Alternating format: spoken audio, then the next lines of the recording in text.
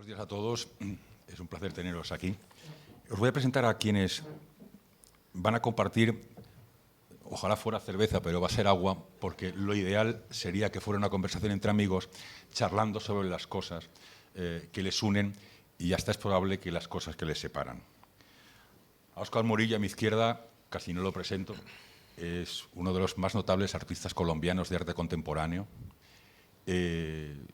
A los 11 años dejó Colombia, dejó el Valle del Cauca y se fue a trabajar con su padre a Londres. En Londres estudió arte, estudió en la universidad y de pronto decidió que había que marcar determinadas identidades en el arte y es uno en este momento uno de los artistas colombianos más cotizados del mundo. No les presento más porque a lo largo de la conversación iremos charlando con él y sería peor que una reiteración, sería una redundancia. Clara Dublanc le decía hace un momento, es una extranjera de sí misma, porque nació en Argentina, vivió en Chile, estudió en Italia, trabajó en Estados Unidos, trabajó en Francia creo que también, y finalmente está en Londres. Así que uno casi no sabe ni de dónde es, que nos va a ir muy bien para la charla, sobre todo porque queremos hablar de un mundo transnacional del arte y cómo, de alguna forma, la inmigración poliniza el arte de los países o bien al contrario, si la situación de estos países artística lo que hace es fagocitar el arte de la persona que llega a ese país. Y aquí a mi derecha, Alfonso Medina. Alfonso Medina es mexicano. Bueno, no es mexicano, es estadounidense. Lo que pasa es que su trabajo fundamental ha sido en México especialmente, en la zona de Tijuana. Cuando lo oigan hablar, verán tranquilamente que es muy fácil equivocarse y decirle que es mexicano. Y en el córner está Belisario Caicedo. Belisario Caicedo es el padre de Óscar Murillo, pero no está aquí por ser su padre, aunque probablemente también. Está porque es la experiencia primaria de Óscar y está porque participa en junto con Clara, en una muy directamente vinculado a una experiencia que se llama Frecuencias. Frecuencias la arrancó Óscar en Berlín y se ha movido por el mundo. Y se trata de algo tan sencillo, tan curioso y tan complejo y que enseña tanto cómo involucrar a jóvenes de enseñanza secundaria en el mundo del arte, a pesar que probablemente ellos ni siquiera lo sepan. Es decir, en sus pupitres se les colocaron lienzos y ellos van trabajando en esos lienzos durante un tiempo.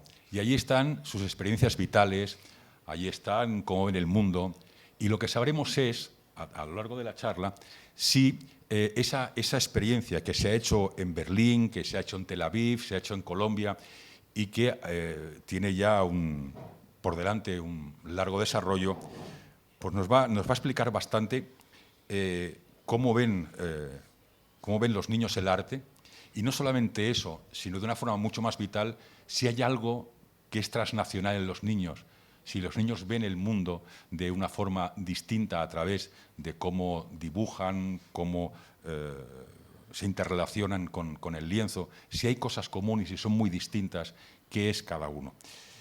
No sé si habéis visto la exposición de Óscar Murillo en el Centro Aloyse Velarde. Yo os recomendaría que os acercarais. En esas exposiciones es una muestra en la que se ve muy claramente cuál es el espíritu de Óscar. Así pues, me gustaría arrancar con Óscar para que yo les decía que voy a ser como un árbitro de fútbol. No me vais a ver porque no voy a pitar penaltis. Es decir, como los buenos árbitros de fútbol espero desaparecer de la cancha y que no os acordéis de mi nombre. Pero sí me gustaría que esta conversación arrancarla a partir de esa exposición de frecuencias, porque nos vincula mucho a dos temas que nos parecen que son los que debíamos llevar en este momento a la mesa, que son la inmigración, el arte y el mundo del arte transnacional. Óscar, por favor, cuéntanos esta experiencia y a partir de ahí hay mesa abierta. Bueno, primero que todo, gracias a todos los individuos que tenemos aquí en ese recinto. Y como dice Rafael, pues Frecuencias empieza, digamos, prácticamente como un experimento muy casual y muy intuitivo de mi parte. Y es cuando me invitan a hacer una residencia en Berlín. Yo vivo en Londres, tengo mi taller de arte en Londres, y me invitan a hacer un taller o un tipo de residencia en Berlín. Acepté la residencia, pero al mismo tiempo dije que pues la noción o la idea, digamos, de trasladar un estudio de una ciudad tan cercana a la otra, pues no tenía ningún beneficio alguno, ni para mí como artista, ni para mi obra. Entonces hice una propuesta, digamos, una propuesta que en estos momentos, eso ya hace prácticamente 2 años, que digamos, en su infancia todavía no tenía, digamos, la visión que tiene ahora, no tenía ese desarrollo, y fue algo muy simple, y era la idea de utilizar lienzos en blanco para cubrir pupitres de alumnos de secundaria, con la idea de que al transcurso del tiempo esos pupitres fueran sido intervenidos, o sea, así el estudiante no hubiese o no tuviese el deseo de escribir o de pintar, o siempre iba a tener una interacción con ese elemento, porque pues es su herramienta de trabajo diaria, ¿no? Entonces se va formando una patina pues de uso, ¿no? Cuando uno utiliza, digamos, la ropa, cuando uno utiliza, digamos, los zapatos, con el tiempo, pues se va marcando ese tiempo, ¿no? Eso hace 2 años, y efectivamente con el tiempo la idea fue, digamos, desarrollar este proyecto, porque en ese proyecto, más allá, digamos, de su existencia física, fui notando, digamos, cómo esa investigación y ese experimento puede arrojar cosas más interesantes en lo que es mi práctica como artista, mucho más allá en el beneficio, digamos, inmediato que es también ofrecerle, ¿no? Es una colaboración, y esa colaboración ofrece, digamos, a los estudiantes tener pues un elemento, una herramienta, digamos, inmediata para que ellos la intervengan, ¿no? Si ellos quieren, por supuesto. Cuando comienzo a desarrollar a Frecuencias, siento, digamos, que para un desarrollo efectivo fuese importante de potencialmente tener la colaboración con diferentes individuos, porque por muy activo que yo sea, la idea, digamos, hablando de Frecuencia en estos momentos, Frecuencias ya existe en literalmente todos los continentes del mundo. Estuvimos en África, en 2 países en África, estuvimos en Asia, en el Medio Oriente, en Estados Unidos, en Sudamérica, en Europa. Y pues todo eso ha sido gracias digamos, cuando comencé, digamos, a desarrollar a Frecuencias, todo ha sido gracias, digamos, inicialmente a la colaboración de Clara Dublón, que está aquí a mi izquierda, porque pues con ella comenzamos a formar una estructura de proyecto, mi padre, que está también aquí, y mi madre, y otros familiares que se prestaron, y comenzamos a hacer viajes por diferentes ciudades del mundo. María José, que está aquí en el público, con Alfonso, también fueron muy gentiles en hacer el proyecto en California y en México.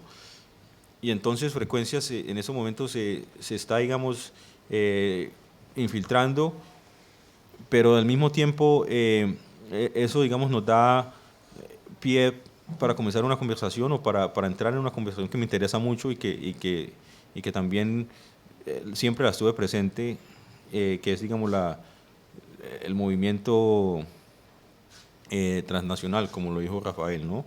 Y pues ahí, digamos, ya Clara, tú potencialmente puedes entrar aquí, y ya que he estado en la primera línea del proyecto, comenzamos digamos, a abrir esta conversación. Claro, ha sido súper interesante. Al momento estamos en 17 países, en 33 escuelas, como Óscar decía, en todos los continentes. Y aparte de alguna manera del del método, que uno podría decir que es poner los lienzos y dejarlos por un tiempo para que sean intervenidos, también se ha empezado a generar una conversación bastante interesante, ¿no? Hemos abierto un grupo Facebook que es exclusivo para los estudiantes que participan en el proyecto, y entonces de repente uno ve como todas estas conversaciones transnacionales empiezan a pasar horizontalmente entre los alumnos. O sea, en este momento, por ejemplo, hoy a la mañana había unos chicos de Beirut que estaban conversando con unos chicos de Nepal, no sé, es bastante interesante también porque pasa a tener una vida propia que va más allá del proyecto, o sea, de la intervención del lienzo mismo, ¿no? Y ha sido interesante porque nosotros, yo viajo con Belisario y con la mamá de Oscar, y en general viajamos por un periodo muy corto, viajamos 4 días más o menos, y entonces lo que vemos es, digamos, es bastante sí, sencillo, o sea, tenemos una experiencia bastante sencilla con las escuelas, pero de alguna manera es súper interesante porque cada escuela y de alguna manera uno podría decir, cada cultura reacciona de una manera completamente diferente al proyecto. Y eso estamos intentando capturarlo, eso probablemente también se vaya a ver cuando recibamos los lienzos.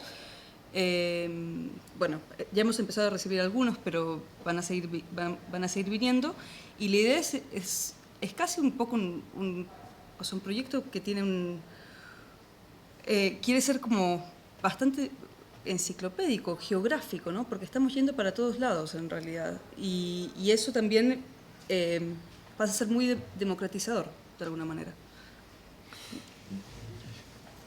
Y veo que se nos cortó Ayla. A mí me gustaría también que Belisario, que es, como dice Óscar, la experiencia primaria, un hombre que salió, como les decía, del Valle del Cauca en 1996, que se fue a vivir a Londres, se fue por la crisis económica que en ese momento se vivía en Colombia, y que decidió, ignoro por qué razón, no sé si él lo sabrá, irse a vivir a Londres en lugar de a Madrid, de a París, a Roma o a Milán. Y él participa muy activamente en esta experiencia de frecuencias. Me gustaría conocer desde su punto de vista, él que ha viajado por todos estos países, que ha vivido la crisis económica de Colombia, que a base de sangre, sudor y lágrimas abrirse camino en Londres, me gustaría que nos contara también cómo observa esta experiencia, estos lienzos y estas intervenciones, él que ha viajado por todos estos países, cuál es su experiencia personal a partir de estos viajes y de esa relación con esos niños y con el mundo del arte. Muy buenos días. Sí, gracias. Esta experiencia que hemos tenido nosotros con Clara y mi esposa, pues personalmente me ha parecido muy diferente en todos los ámbitos, en todos los campos escolares que hemos estado y en todos los países. Especialmente la manifestación que hacen los niños en los diferentes países es muy diferente, de acuerdo, por lo que pues los recursos, por ejemplo en África y en otros países que tienen la economía muy baja, pues es muy diferente, pero de todas maneras los niños todo lo toman con mucha alegría, principalmente, como les digo, en los países de menos recursos, como son los de África, en Beirut, en la India también lo toman como algo especial. Perdona, ¿y los niños intervienen esos con sus propios materiales? Es decir, y por tanto todavía está mucho más pegado al terreno la experiencia, porque no son materiales importados que vosotros lleváis, sino son con los que ellos trabajan. Sí, lo siempre es muy importante de que no, o sea, de que no se, en parte, digamos, frecuencias o digamos esa intervención inicial no tiene nada que ver con el arte. O sea, eso para mí era lo más importante de cómo infiltrar o de cómo camuflar algo de que potencialmente más adelante, que todavía no lo ha sido, digamos en este año, entre un año, no sé cuándo, algo de que sí potencialmente va a ser, digamos, devuelto a mi taller y potencialmente yo lo voy a intervenir, de que en su uso primario no tuviera, digamos, esa, digamos, porque el arte, digamos, o la historia del arte nos muestra de que, especialmente con el lienzo, ¿no? Hay como esa... hay como una dificultad, ¿no? Digamos, a atacar un lienzo, estás jugando con toda una historia que nace, que vuelve y nace, primero que todo en el Renaissance en Italia, y vuelve y da como otro nacimiento en el modernismo. Y entonces como dejar toda esta bulla, ¿no? Toda esta bulla del arte, o lo que fue el arte, o lo que es el arte contemporáneo, y simplemente ofrecer un material no muy básico, una tela, para que esas personas la intervengan, si quieren o no. Entonces en ese momento el arte no existe, y simplemente lo que existe son ellos y una intervención directa de pensamiento a mano, ¿no? Si ellos tienen ese deseo, y efectivamente lo tienen que hacer con sus herramientas propias. Como lo decía mi papá, pues desafortunadamente en Kenia, donde estuvimos, y en Zambia, a la legua se ven que hay, digamos, escasos recursos, porque en la mayoría de los lienzos simplemente hay el color azul, y dado al recinto donde esos estudiantes, a las instituciones que son muy básicas, el sólido, la tierra, ¿no? Y sucesivamente, digamos, haces, digamos, una comparación extrema de Kenia o Zambia a Singapur, ¿no? Que es una ciudad totalmente estéril, y entonces ya comienza frecuencia, digamos, automáticamente a arrojar, digamos, un tipo de data, ¿no? De información, de que pues puede ser utilizada, digamos, para hacer, digamos, simples análisis de existencias diversas en el mundo. Y entonces, pero digamos, dejando a frecuencias a un lado, y digamos, refiriendo un poco a Alfonso Medina, que pues nos conocimos hace 3 años, y comenzamos una colaboración muy directa hace 2 años en un proyecto que tuve en Los Ángeles, que se llamó Centro de Distribución. Centro de Distribución fue una muestra que se desarrolló en un instituto sin non-profit, no sé cómo se dice en español, sin ánimo de lucro. Sin ánimo de lucro. Este proyecto, Centro de Distribución, se desarrolló, digamos, específicamente, y esto que quiero que Alfonso, digamos, me lo aclare un poquito más, o que desarrolle un poquito más el tema, cuando viendo la existencia, o viendo esa interacción, viendo esa transacción económica, social y geográfica entre California y México, ¿no? No estoy hablando de Estados Unidos, bueno, Estados Unidos sí, pero más, digamos, más micro y más local es California.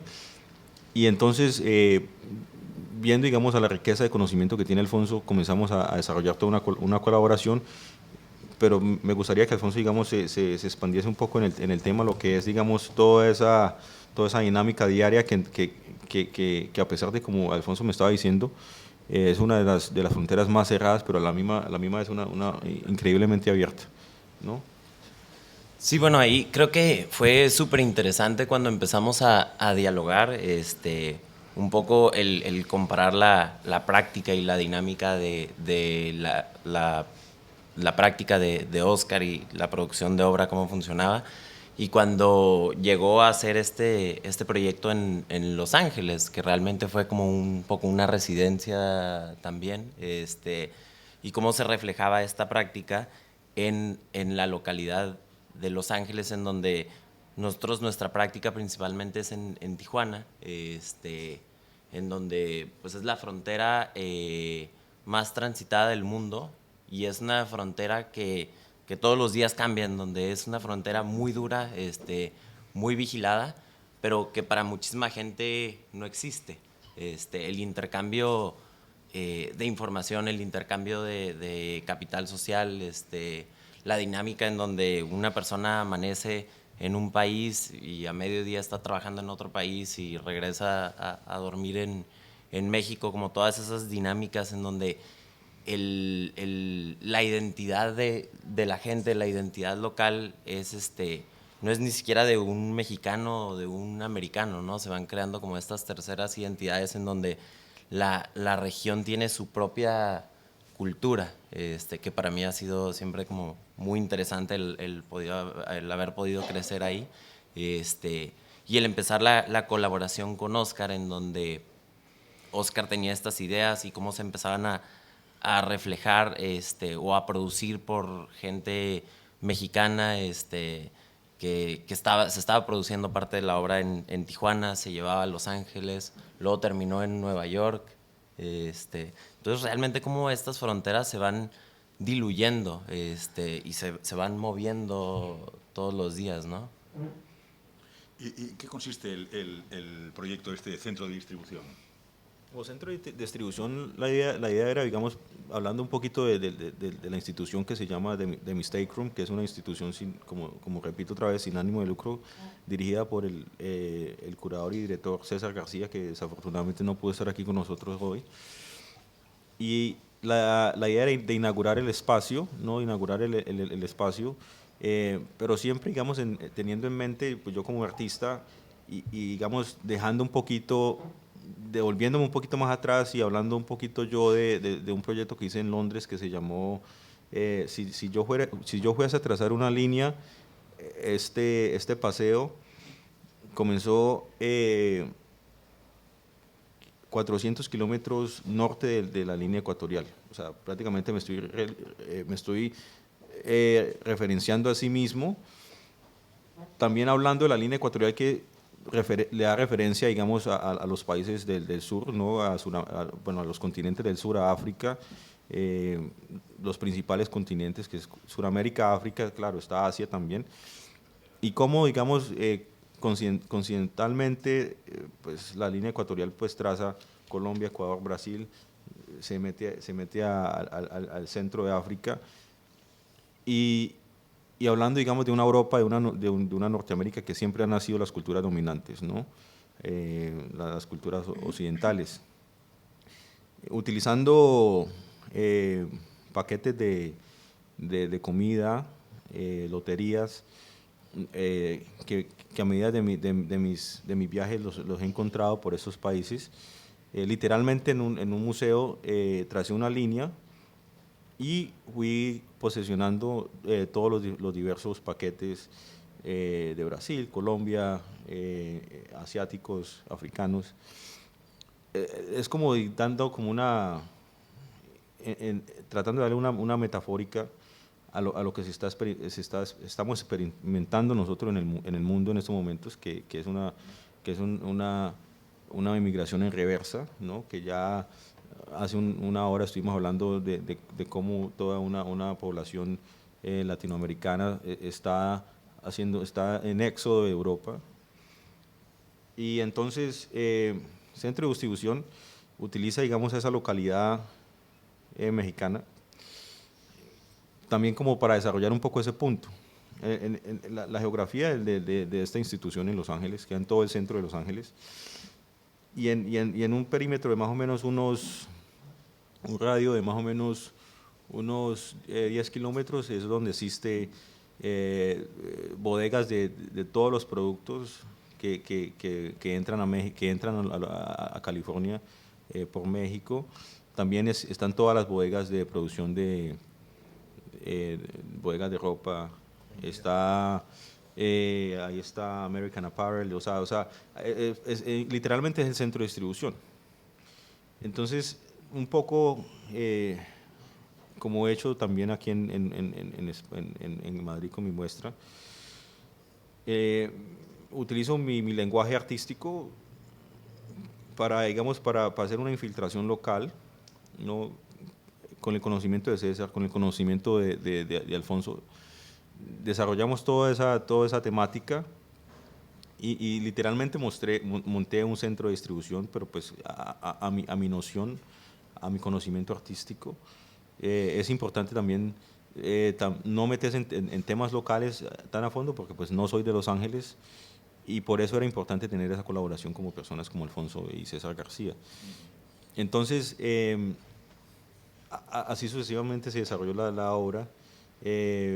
Mostré mis cuadros, pero en una forma de un espacio tratando de borrar la imagen del cubo blanco que es los centros o las galerías de arte contemporáneo en este momento. Y digo, y realmente un poco también el objetivo del espacio era ese, ¿no? El que fuera un centro de distribución cultural, desde que se estuvo buscando dónde ubicarlo. El centro de Los Ángeles está cambiando muchísimo ahorita, muchas instituciones culturales, de ser algo totalmente de fábricas, de ese tipo de espacios. Ahorita hay muchos museos, muchas instituciones, pero con el Mistake Room se buscó una ubicación que estuviera un poco más retirada de todo eso, en donde se pudiera convertir en un centro de distribución cultural local, ¿no? Para realmente gente que no había tenido un acercamiento con el arte contemporáneo. Estuvo súper interesante que realmente la primera muestra, que fue esta muestra de Oscar, sí influyera mucho en ese aspecto de lo que iba a ser como el futuro de la institución también. Oye, déjame que os haga una pregunta. Yo no sé qué la contesta, pero cuando un ciudadano, por ejemplo, colombiano, ve una obra de Oscar Murillo, lo reconoce como colombiano, es decir, ¿la obra transmite identidad de un país o una obra de Oscar Murillo no tiene arraigo nacional? Sí, sí. Sí que... Yo creo que no. Yo creo que no, o sea... ¿Padre e hijo no se ponen de acuerdo? Yo creo que no, porque pues digamos, hay una identidad, digamos, sí, hay digamos un génesis tal vez más que colombiano, un génesis latinoamericano, ¿no? Pero no creo que ella, o sea, primero que todo el arte contemporáneo colombiano existe muy poco la pintura. Ese es un punto primario. La historia del arte contemporáneo en Colombia prácticamente estamos hablando, digamos, si incluimos al maestro Fernando Botero, que pues no es contemporáneo, es modernista, digamos, podemos decir, claro, existe mucho más historia, pero puedo decir, digamos, en una memoria en una memoria popular, ¿no? Está el maestro Omar Rayo también, pero una memoria popular, digamos, a nivel mundial o a nivel también nacional, se puede decir, bueno, no conozco el arte colombiano mucho, ni me quiero meter mucho en esa conversación, pero podemos decir, Fernando Botero, en realidad el eje principal se puede decir que es la maestra Doris Salcedo, ¿no? Que su obra ha sido y sigue siendo muy importante. Y yo personalmente, y claro, eso también está a discutirse pues, en otras personas, pero yo personalmente no me veo como artista colombiano. O sea, mi doctrina, mi educación artística no fue en Colombia. Utilicé, más que Colombia, utilicé una comunidad micro que, bueno, claro, en su mayoría son colombianos que dejaron el país hace más o menos unos 20 años y se aferraron a un romanticismo de mantener esa identidad colombiana.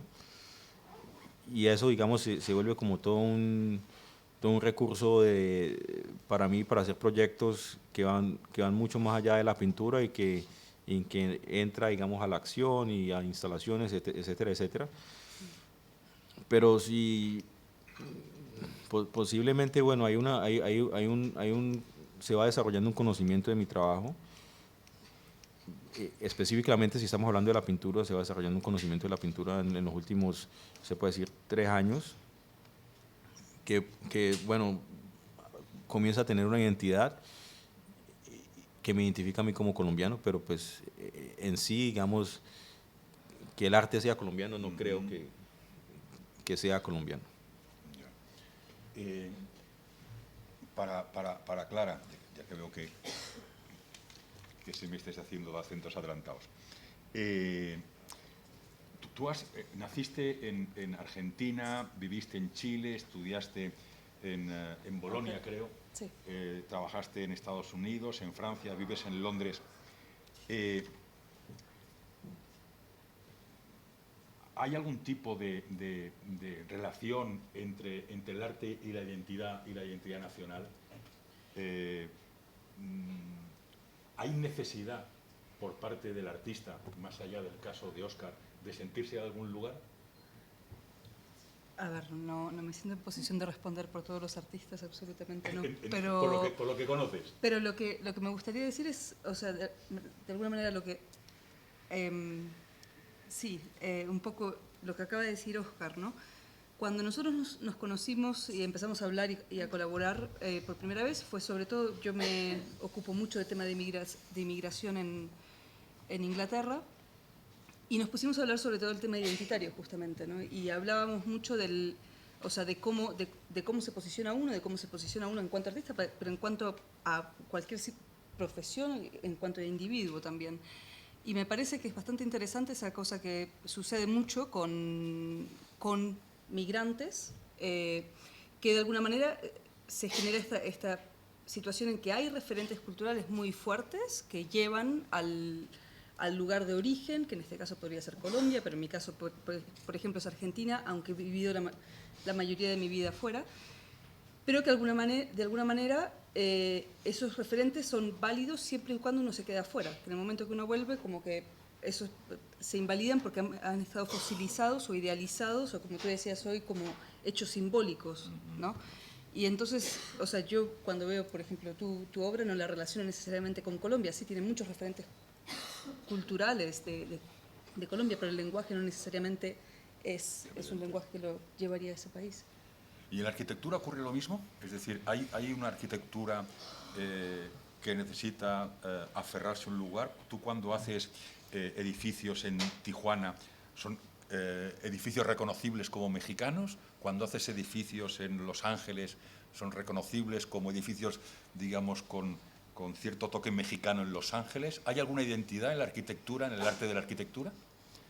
Yo creo que en sí, en todo lo que es producción cultural, es muy importante el reflejo como del contexto en el que se está produciendo, mucho más allá del origen de dónde eres, es mucho más importante en el contexto en el que lo estás realizando. En la arquitectura, digo, por ejemplo, el trabajar en Tijuana, el hecho muy interesante es como esta dinámica de una ciudad que cambia día con día a un paso impresionante, y es un poco el reflejo de cómo se está produciendo la obra, de quién la está produciendo, porque un tema es como el diseño, la arquitectura, y el otro tema es realmente el edificar algo, que para mí es muy importante ese tema de quién está realmente haciendo el trabajo y quién está construyendo o edificando. Entonces, definitivamente un edificio en Tijuana es muy diferente a un edificio en Los Ángeles, a Londres.